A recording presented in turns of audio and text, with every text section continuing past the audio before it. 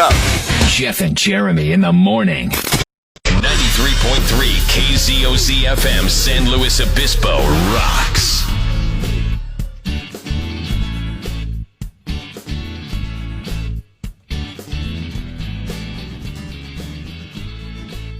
Usually you're all about Christmas music this time of year. What the hell? Christmas music will come in and go, probably as it should. Well, I mean, today's the 8th. I mean, is that not close enough for your liking? I like Christmas music. I haven't really got into it yet, though. Tried to listen to a little bit over the weekend. Is that we were because decorating. it's going to be 80 today? Yeah, it's going to be nice, huh? Not feeling the jingle jams. I remember my first year moving here. I was leaving. I was leaving to go home and visit for Thanksgiving, but it was like, I don't know, 85 degrees outside as I was getting in my car and heading down the street, and there's a hospital nearby where I lived, and it said at the hospital, Holiday Bazaar here Friday through Sunday. And I was like, Holiday Bazaar? They're getting on that kind of early, aren't they? And then it clicked. It was like, wait, I'm leaving to go to the airport, and it's for Thanksgiving. Of course, they should be doing Holiday Bazaars. But the weather, if you know, a lot of people are just moving to the area. And a lot of times the weather can throw you for a loop when it comes to a holiday. Because you know, if you're moved from a northern state and you move here and you're like, you wait for that telltale sign of winter, like the colder temperatures. And yeah, they happen at nighttime, but at the daytime it gets up, shoot back up like they're going to do today. It can mess with your mind a little bit. I mean, it's funny because, you know, our hours that we work in, if you're up, you're probably working the same hours. You dress up like you're going to go into the mountains, you know, to come in the morning. And then by the time you're going home in the afternoon, you wish you had shorts and flip-flops on. Why the hell did I wear a down jacket? It's 80 degrees. And why did I leave my sunglasses at home? It happens every day. Every day. It's crazy. Like today, I've got a vest on and shirt and jeans, and I'm going to go do some shopping after this. And I'm going to be sweating, but I mean, that's kind of like part of how it goes. You can take the jacket off. The vest off? Yeah, I will. I'll take the vest off. It took me a good 5 to 6 years to get and buy into the whole concept of keeping clothes in your car here. Because you have to keep jackets in your car. Say, you know, like, and it's the craziest thing. You could be in Paso Robles in the summertime, it'd be like 180. Have you ever seen it hit 180 in your hometown there, Cameron?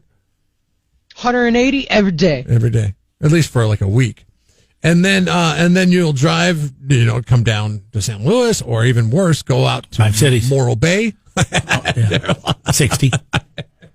I had a convertible. Damp and I had foggy. a convertible. I was like, yeah, it's a good convertible. It's 115 degrees outside. I drive down to Morro Bay, and I'm like putting on every blanket out of the back of my car and covered up with it. It's ridiculous because, you know, back then, convertibles, they weren't made where you just pull over the side of the road and hit a button and then you have to get out and you have to close the lid. Going down the 41 is probably pretty interesting in the middle of the summer. Yeah.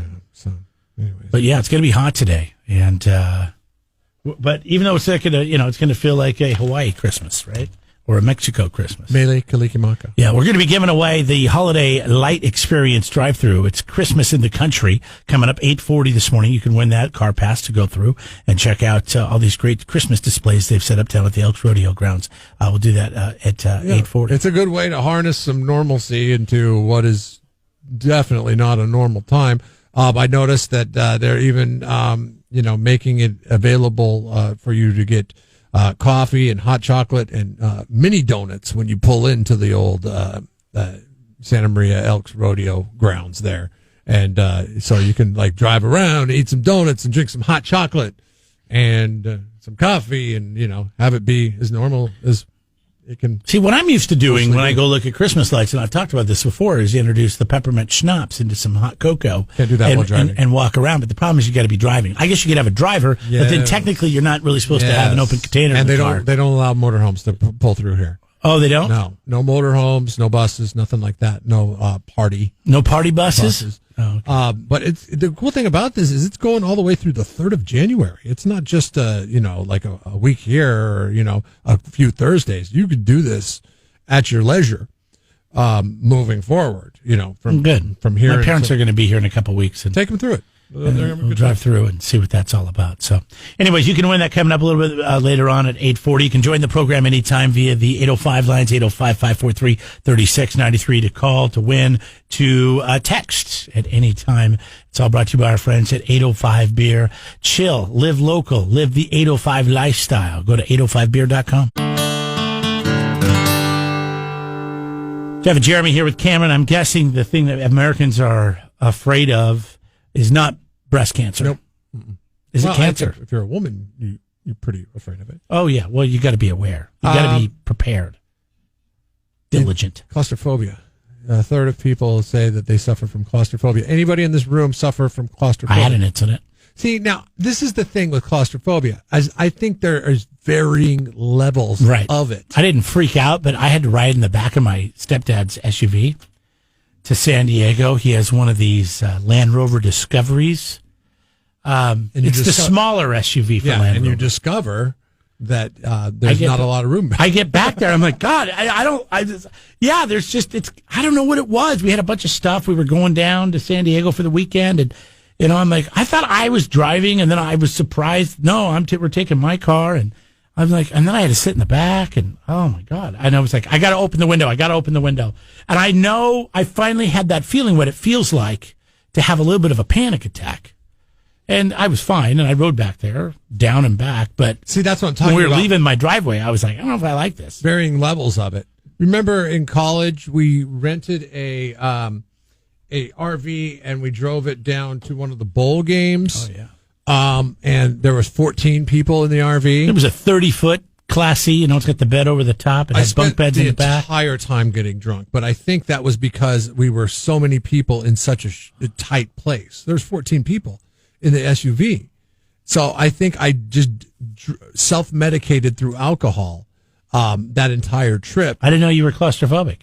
Only because there was the sleeping situation every night was horrible. Oh, it was terrible. It was like okay, you had to share. Sometimes there were guys sharing bunk beds in the back of the SUV. Yeah, I got lucky. I never had to share, but I went to bed early before everybody else got in there, and I took a top bunk so nobody could just roll in there with me. Yeah, you'd have to. I literally thought about this because I didn't. My thought process was to get as drunk as possible. You typically passed out in the passenger seat of the RV with the door open and the music blaring. If I could just fall asleep on the floor of the RV, I would have been fine. Except for that was disgusting. So I just needed to drink in a seat until I could not keep my eyes open anymore, and then I would fall asleep. There's so many. Let me give an instance of this so Cameron understands. Okay, 14 people, and it might have been 28 or 30 feet. There was 4 bunks in the back. There was a kitchen table that went into a bed. There was a couch that pulled out. C. And with the bed over the top, somebody could sleep up there. And there was one night I wake up. There was always 3 people sleeping up on top. I would say at 4:00 in the morning. We were down in San Diego, parked in some parking lot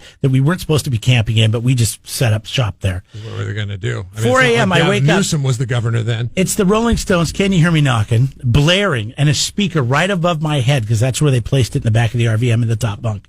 And the RV is running. I hear the ding, ding, ding from the dash because both doors are wide open. RV's running. And there's Jeff and our buddy Nick just passed out in the driver and passenger seat. Everybody else is laying all over the floor of the place. It was like it was the Wizard of Oz, and we just landed in Pacific Oz. Beach. Yeah, and I'm like, what the hell is going on? So I get up and I step over people. I get down and I get up to the dash and I turn the RV off from running because it's just idling. And I take the keys out, and Jeff looks at me and he goes, "What the F are you doing?" I said, "I'm just turning off the RV, dude." He's like, and then I think he said, "Screw you," and he rolled over and went back to sleep. We like that song to go to sleep to. It's a good song to sleep to. But you hear me sleeping. It was literally out of a movie. It was nuts. But going back to the claustrophobia thing, have you ever felt claustrophobic, Cameron? Yeah, definitely. There's been times when you just get really stressed and you're in an elevator. Yeah, or you ever seen Breaking Bad and that guy's like, "Oh no," and yeah. I mean, That's what life feels like. everybody. So to say that 33% of people suffer from this, I think it's a wrong statistic. 'Cause there's not been a person I've ever talked to that's been like, oh yeah, I could be jammed into a place like sardines for hours on end and not feel uncomfortable about it. I mean, everybody has a varying level of claustrophobia. My son thought it would be funny to trap my daughter under the covers of our bed the other day, and I hear this intense screaming, like I mean, He's 4, she's 7. yeah, and and laughing on top of it, right? So it's like this intense screaming, and like she's like, "Ah, get me out, get me out, get me out, ah, get me out," and I hear him, and I'm like, "What the hell's going on in here?" And then he's just holding her underneath the covers. That's and pretty she comes typical out, stuff, she's right? dripping with sweat, and her hair's 17 different directions, and she attacks him, and it's like, whoa, settle down. She cannot be. Well, nobody would like to be feel trapped like that. But she was in the covers. Did you have a conversation with your son about not doing that again? Out. Yeah, I had a conversation with him about it. But then there was this instance where she had a boy at school that was a hugger, and they encouraged that at the not now, but before they encouraged that at the school, and she would always freak out because he was too much of a hugger. Like he would give these long hugs that were tight, and he was gargantuan compared to everybody else in the class. Like he was a big boy, okay? And Big squeeze. yeah, he would be Lenny. You know, it was like of mice and men, and he was just like, he would give these big hugs, and she had to complain to the teacher about it. And she did that on her own volition, because I would have said, "Hey, buck up, you'll be fine." Did you get a petition from everybody in the class? Get this kid stop She hugging started people. to GoFundMe. Let's get Lenny kicked out. YouGov. Yes, she got a petition going on, and they canceled Lenny. In the second. The only other time I had a little issue was I told you that time I was in San Francisco in an old hotel, and we had too many people in the elevator. We got stuck. I think it said it would hold up to 6 people, and we had 8. Yeah. But who in their right mind would not get in that situation when you get stuck in an elevator, would not start to flip out a little bit? Yeah, and what happened was we got in the elevator, all 6 of us on one floor. We were coming down. The door opened up. There was 2 people there. Yeah, we can make room for you. Come on in. We didn't even think about it until we got stuck in between floors. And it was fine for quite a while because we had all been drinking. And then once we'd been in there for 45 minutes and we started sobering up a little bit, and it was really getting hot and humid in there, stuffy. And that's when it really started to get uncomfortable. Yeah. People started to be like, dude, we got to open these doors. We got to open these doors. I'm like, don't open the doors. You don't know. I mean, I'm picturing you open the doors and, there's a 1,000-foot fall to nothing, like we're on the outside of the building. Well, we were stuck between floor 1 and 2. So once we opened the door, we could see the lobby a little bit. But all this cold air rushed in. And, air itself is the key, I think. When your daughter was under those blankets and it's hot and stuffy, that's, I think, when you get claustrophobic. Just even thinking about air. But as soon as that cold air came in, we felt better.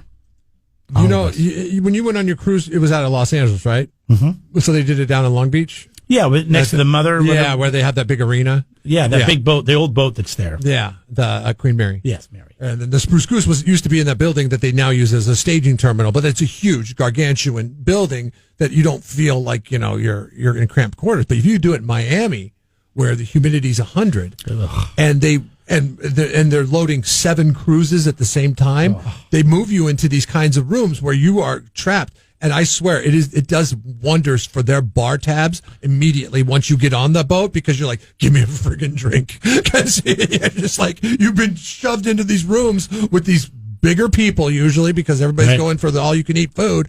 And it's like, it's insanity, and you just want to drink. It's just like being on an airplane. Yeah. I mean, you want to have a drink before you get on. You want to turn that vent on to get that air on you. Because before the motor starts, if it's hot out. So the cure to claustrophobia is drinking, then? Drinking and fresh air.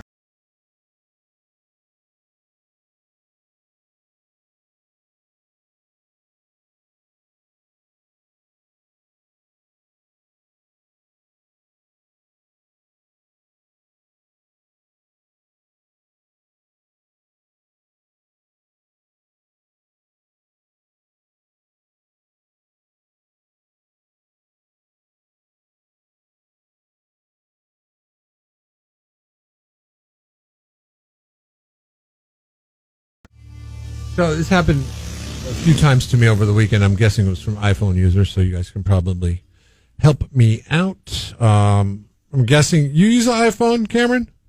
Never. Oh, good. Oh, that's right. We've gone over this. Oh, Jeremy's just the iPhone guy. Okay. I'm holding it right now. Good. Perfect. You in my hand. Tip me off on this. Two different correspondence over the weekend. I sent them a text message, and then they just like it. It just says liked whatever the text message was afterwards. What the hell does that mean? It's like a Facebook thing? I think that means, I don't know what you sent them, but if you ask them a question and they give you a thumbs up, I would take that as that's them saying yes. Or if you said, hey, I'll see you at noon, that's just them responding, okay, I saw this, and I look forward to seeing you. Okay, so it's a confirmation. Yeah, I've never done it, though. Let me see here. Text me something. Because on one, it was actually my wife getting back to the real estate agent saying they could do the pest inspection at 2:00, and I was like, I said great, and then my wife just liked it. And I don't even know how to do that. Like, what do you like? That's stealing. And I know this is what Apple specifies in. There, I just sent you one. Or specializes in. Our buddy Matt Cross was asking us about a bar in the college town we used to live in. Mm-hmm. And then you said, are you buying it? Yeah, right. And you liked it. Yeah, you just liked it. Yeah, do you see that? That's stupid. So all you do on my phone, all I do is I just hold down my thumb there, and then it says I can heart it, I can like it, I can dislike it. Well, if you like it, like, what the hell does that even mean? Like, it means he likes the message. Okay, well, that's great, but can we get some communication here? Never. That requires communication. You need more communication than a thumbs up? What the hell's wrong with you? I just think what are you, 90? It's the silliest thing. It's so weird. Like, you're like, and you're like, okay, what does that mean when somebody likes something? You know, you're like, okay, I don't know what happened, but I just got a exclamation point, meaning that did not go through. And somebody else loved another one that I did, and it was about a house that in a picture that was posted online was a greenhouse. And this guy lived in the neighborhood, and he went over and he looked at it. He's like, I don't see a greenhouse. It was a blue house. And I was like, oh, and he took a picture of it. And then he's colorblind? I don't know. He showed me a picture, and it was blue. So they had like old pictures of it. Yeah. But I was like, oh, that's crazy. People that are tech savvy with their phones, they do stuff crazy. Like this. This goes to show you how savvy somebody is. I'm not. This is the first time I've ever done it. I seem to think I'm somewhat savvy, but Whitney does it all the time from Downtown Slow. Anytime I text her, she'll just give me a thumbs up. If I'm not asking her something to respond to, I'll be like, hey, you going to be ready in 10 minutes? Thumbs up. All right. She's good to go. I'm the big thumbs up guy on the text, so I don't know why I'm not doing this all the time. Now, if you text me, I don't just thumbs up your text. I actually send you back the thumbs up. I don't get which you don't like, but sometimes if I really appreciate it or approve it, I'll give you 3 thumbs up. I don't have the option to like something. I don't have the option to do that. Why don't I have the option to do that?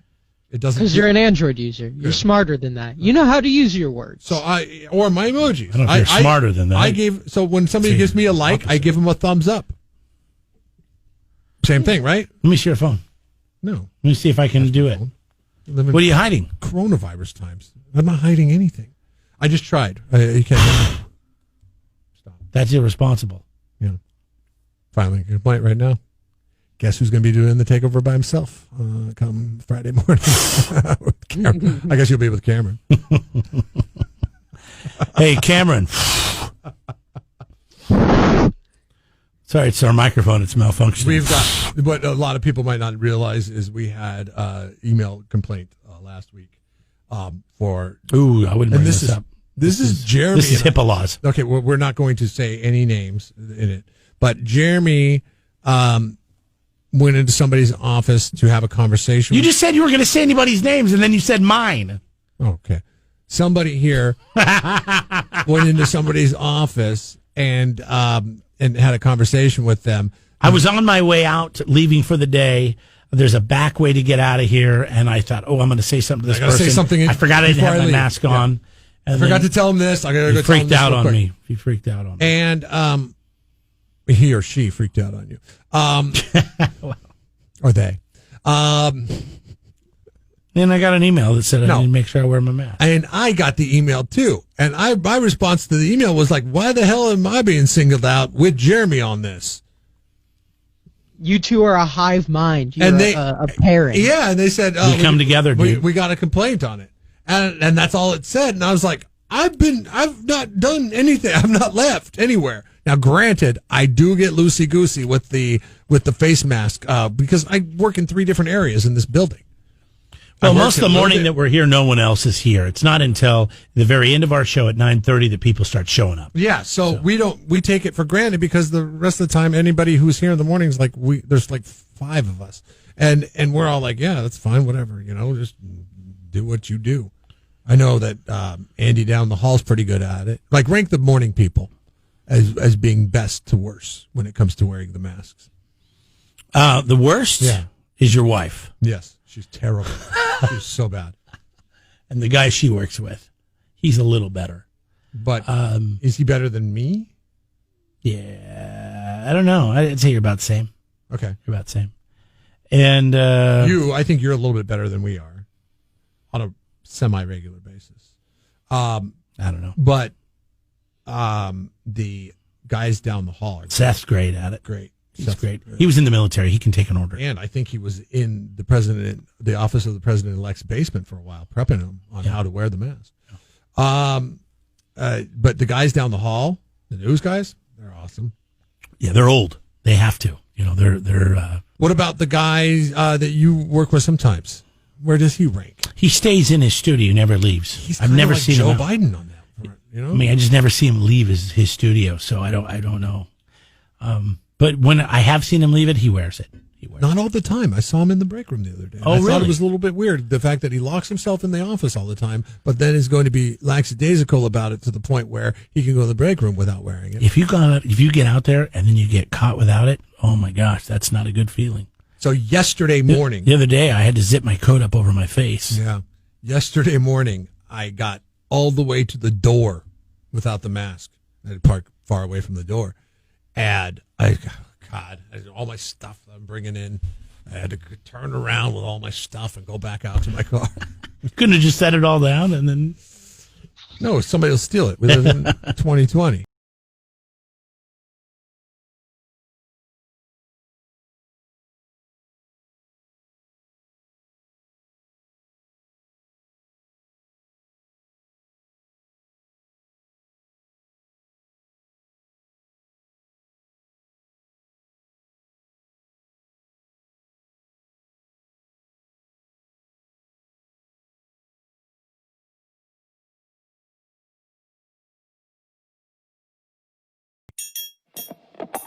Subscribe to the Jeff and Jeremy podcast now on Apple Podcasts, Spotify, Google, and YouTube. It's your Central Coast commute-friendly podcast.